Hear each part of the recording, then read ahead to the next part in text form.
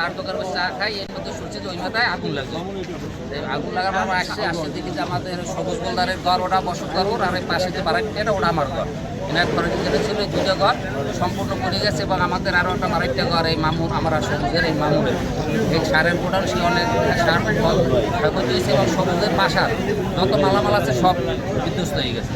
প্রায় 10 লক্ষ টাকার মালামাল সবুজের নষ্ট হয়েছে, এবং আমার সেই ঘরটা সব টোটাল এই যে সব মিলিয়ে কত লক্ষ টাকা ক্ষয়ক্ষতি হতে পারে?